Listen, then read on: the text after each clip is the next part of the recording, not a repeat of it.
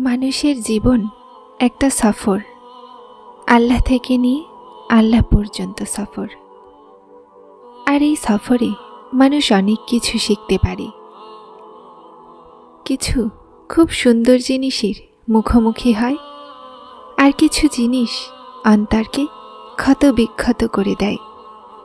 এমন মনে হয় যে মনের টুকরোগুলো কখনো জুড়তেই পারব না।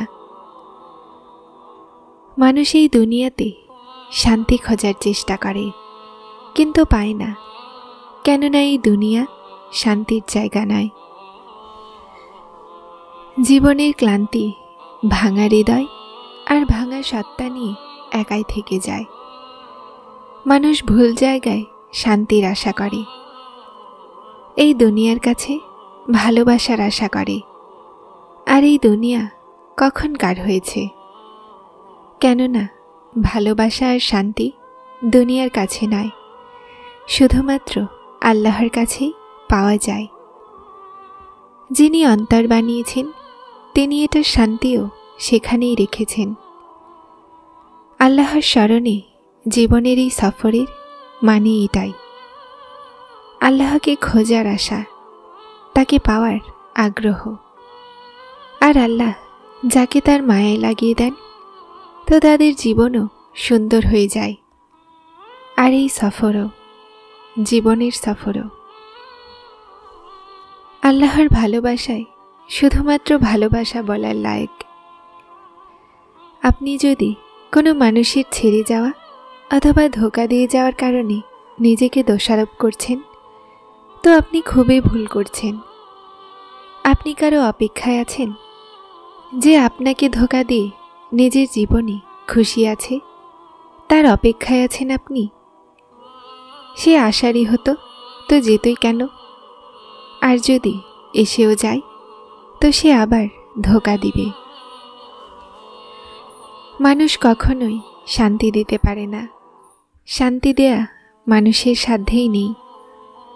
শান্তি স্বস্তি শুধুমাত্র সেই আল্লাহই দিতে পারেন। আপনাকে আপনার রব এতটাই ভালোবাসেন যেটার কোনো সীমাই নেই। আর আপনি অকৃতজ্ঞ মানুষের জন্য নিজেকে মূল্যহীন মনে করে বসে আছেন। সেই রবের ভালোবাসা আপনাকে এই কষ্টে থাকতে দিবে না। আর আপনার নিজেকেও চেষ্টা করতে হবে।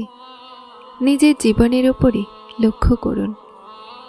আপনার রব কি প্রতিবার আপনাকে বিপদ থেকে উদ্ধার করেননি? আপনার লাখ নফরমানির পরও তিনি আপনার থেকে মুখ ফিরিয়ে নেননি। তিনি আজও আপনার তওবার অপেক্ষায় আছেন, আপনার ফিরে আসার অপেক্ষায় আছেন। তাহলে যান সেই রবের ভালোবাসার দিকে, আর মানুষের ভালোবাসার পিছনে দৌড়ানো ছেড়ে দিন। কেননা আল্লাহর ভালোবাসার সামনে মানুষের ভালোবাসা কোনো যোগ্যতায় রাখে না। বিপদে পড়লেই যদি ডানে বামে দৌড়াতে হয় না, মেসেজ, বন্ধুর সাহায্য, ফিরে আসার ফরিয়াদ করতে হয় না। মানুষের পেছনে দৌড়াতে নেই। মানুষের কাছে সাহায্য অবশ্যই চান, কিন্তু প্রথম সাহায্য আল্লাহর কাছেই চাওয়া উচিত। যখনই বিপদে পড়ো, প্রথমেই ওযু, তারপর নামাজ, তারপর দোয়া। কেননা সবচেয়ে প্রথমে আপনাকে আল্লাহর কাছে সাহায্য চাইতে হবে। আল্লাহর সাথে কন্ট্যাক্ট করতে হবে। মানুষের সাথে কন্ট্যাক্ট, টাকা, চেষ্টা, এই সব কিছু পরে আসবে। প্রথমে রব, তারপর সব। আমাদের গণনা উল্টা গণনা। আমরা প্রথমে মানুষের দিকে দৌড়াই। তারা আশা দেয় তো আমরা শান্তিতে থাকি। তারা আশা না দেয় তো আমরা বারবার মানুষের দিকে ছুটে যাই। আর যদি কিছুই না হয় তো আমরা আল্লাহর কাছে দোয়া চাই, আর তারপর মানুষের সাথে যোগাযোগ করি। সেই রব যিনি আসমান এবং জমিনের মতো বড় বড় কাজ করেছেন, তিনি আপনার ছোট কাজটা কি করতে পারবেন না? যে আল্লাহকে দুনিয়ার প্রথমে রাখে, তারপর আল্লাহও তাকে দুনিয়ার থেকে প্রথমে রাখেন। আল্লাহকে ভালোবাসা বানিয়ে নাও, তারপর দেখো সমস্ত ভালোবাসা দৌড়ে তোমার কাছে পর্যন্ত চলে আসবে। আল্লাহই ভালোবাসার প্রথম এবং শেষ হকদার। বাকি সমস্ত ভালোবাসা তো শুধুমাত্র কিছু মুহূর্তের কাহিনী। আপনার দোয়াগুলো কোথায়, কখন, কিভাবে সম্পন্ন হবে আপনি জানেন না, না জানতে পারবেন। আপনার কামিয়াবি কোন মাকামে গিয়ে হাসিল হবে আপনি জানেন না। কিন্তু একটা কথা যা বিশ্বাসযোগ্য, আপনার রব দোয়াগুলোকে অবশ্যই শোনেন। যে দেরি হচ্ছে সেটা আপনার জন্য কল্যাণকর। তিনি আপনার মনের সমস্ত খেয়াল সম্পর্কেও অবগত। তিনি অনেক ভালোবাসাময় রব। উনি আপনাকে পরিস্থিতির কাছে হারতে দিবেন না। আপনার দোয়াগুলো কবুলিয়তের দরজায় আছে। তিনি আপনার নসিব বদলাতে পারেন। আপনার কাছে এখন যেই কাজই অসম্ভব হোক, তার কাছে সব সম্ভব। সেই সব কিছু হতে পারে আর হবে। একদিন ওই আসমানে আপনার দোয়াগুলোর কবুলিয়তের নক্ষত্র ঝলমল করবে। আপনার পর্যন্ত আপনার চাওয়া পৌঁছে দেয়া হবে। আপনার মন যা আজ খালি আছে সেটা ভরে দেয়া হবে। আপনার জীবনের অন্ধকার নূরের মাধ্যমে দূর করে দেয়া হবে।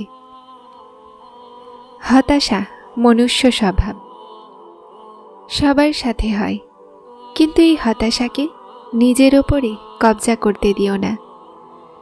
নিজের রবের ভালোবাসার ওপরে দৃঢ় বিশ্বাস রাখুন। যখন আপনার মন তার ভালোবাসায় ভরে যাবে, তখন আপনার প্রতিটা অস্থিরতা দূর হয়ে যাবে। তাকে ভালোবাসুন, কেননা শুধুমাত্র তিনি ভালোবাসার যোগ্য। তারপর আল্লাহর পরে মানুষের সবচেয়ে বেশি ভালোবাসা তার পিতামাতা। পিতামাতা তো তারা যাদেরকে ভালোবাসা নিয়ে দেখাও ইবাদত। আর পিতা তো জান্নাতের চাবি। পিতার তো প্রতিটা জিনিসই অসাধারণ। সন্তান সেই পিতার রিজিকের এক ফোঁটাও হক আদায় করতে পারবে না। পিতা সবসময় চায় তার সন্তানেরা তার চেয়ে বেশি সফলতা হাসিল করুক। মায়ের একজন সন্তানের জন্য ভালোবাসা প্রকাশ্যে থাকে, কিন্তু পিতার ভালোবাসাও মায়ের চেয়ে কম হয় না। পার্থক্য শুধুমাত্র এতটুকুই যে একজন পিতা সন্তানের জন্য তার ভালোবাসা এমনভাবে প্রকাশ করতে পারে না যেমনভাবে তার অন্তরে থাকে। এজন্যই তো বলে পিতা মাথার মুকুট। কখনো কখনো আকাশের দিকে তাকিয়ে মন থেকে বলুন, আমার প্রিয় আল্লাহ, আমি আপনাকে অনেক ভালোবাসি। আমি দুনিয়ার রঙে রঙিন হয়ে আপনাকে হারাতে চাই না। আমার আল্লাহ, আমি অনেক দুর্বল, আমাকে ধরে রাখুন। কখনো আপনার থেকে দূর হতে দিয়েন না। ইয়া আল্লাহ, আমার কাছে তো আপনি ছাড়া কিছুই নেই।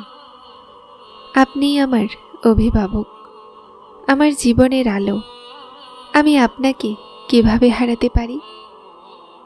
আপনাকে হারিয়ে পাবই বা কি? আমার কাছে আল্লাহ আপনার দেয়া আমার জীবন আছে। কিভাবে জীবন্ত থাকবো আপনার থেকে দূরে থেকেও?